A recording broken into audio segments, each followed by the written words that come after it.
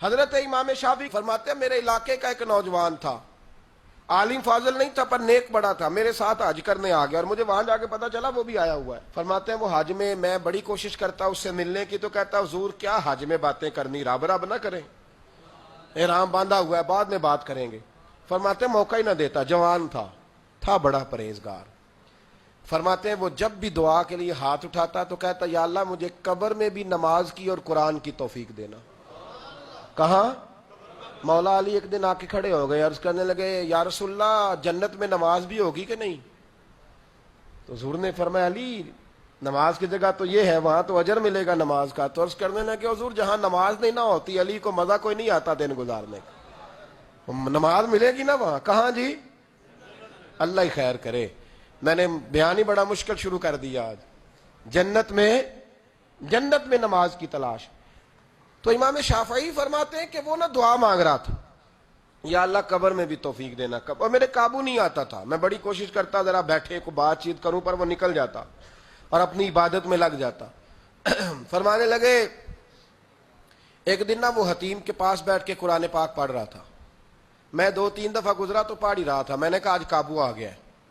میں اس کے پیچھے بیٹھ گیا اور میرے دل میں خیال تھا کہ جتنا بھی آج پڑھے گا نا میں نے اسے 2-4 باتیں کر کے ہی جانا ہے۔ آپ فرماتے ہیں بھی میرے دل میں خیال آیا، اس نے قرآن مجید سمیٹا اور میری طرف دیکھ کے کہنے لگا حضور میں بھی آپ کا انتظار کر رہا تھا، آج میرا بھی دل تھا آپ سے ملنے۔ کہتا میں خوش ہو گیا، لیکن اس نے کمال کر دی، جیب سے چند دینار نکالے اور کہنے لگا حضور آج ظہر کی نماز کے بعد نا میرا انتقال ہو جائے گا، تو یہ نا پیسے رکھ لیں، کفن خرید کے نا تو میرا جنازہ پڑھ کے تو یہاں جنت المعلا میں دفن کر دینا۔ امام صاحب کہتے ہیں میں اگلے لفظ کہنے لگا تھا کہ مجھ پہ سختہ آ گیا، کہنے لگا حضور مہربانی کر دیں کہ آپ میرے علاقے کے ہیں۔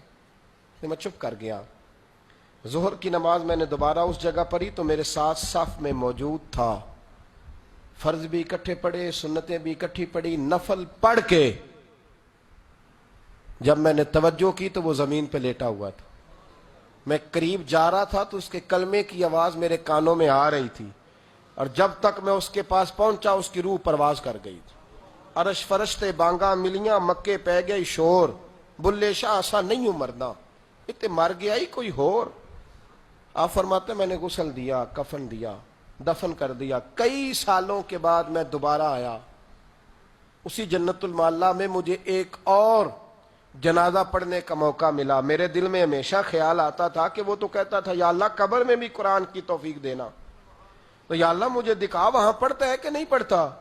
تو امام صاحب فرماتے ہیں وہ میرے دل میں بات تھی، اللہ نے موقع دیا، میں دوبارہ جنازے میں گیا تو جو قبر کھودی گئی وہ اس کی قبر کے بالکل ساتھ تھی۔ اچانک میری نظر پڑی تو قبر کی دیوار گر گئی، لوگ پریشان ہو گئے، کہنے لگے آپ عالم اب آپ بتائیں کیا کرنا ہے؟ تو کہتا ہے میں نے جھانک کے ذرا آگے دیکھا تو اندر بیٹھ کے قرآن پاک پڑھ رہا تھا۔ تو میری طرف دیکھ کے کہنے لگا السلام علیکم امام صاحب، یہ دیوار شیوار کوئی نہیں گری، یہ اللہ نے آپ کی دعا قبول کر لی ہے۔ آپ کو پتہ چل گیا نا رب نے مجھے قبر میں بھی قرآن پڑھنے کی توفیق عطا فرمائی، سمجھ آ گئی نا آپ کو؟ فرمانے لگے اب دیوار بند کر دو اور مہربانی کرنا دوسروں کو نہ بلانا۔ میں ٹھیک ہو گیا، آپ کی دعا قبول ہو گئی۔ بھائی قرآن پاک سے دلچسپی شوق پیدا کریں، ذوق۔ یار کچھ نہ ہو سکے تو اسے دن میں ایک دفعہ چوم کے سینے سے تو لگایا کرو، اس میں ہی بڑا ذائقہ ہے، اس میں ہی بڑا لطف ہے، کبھی اس سے پیار تو کر کے دیکھو۔ یہ اللہ کی کتاب ہے اور اس کا ایک ایک حرف وہ ہے جس کی تشریح مدینے کے چاند نے بیان فرمائی ہے۔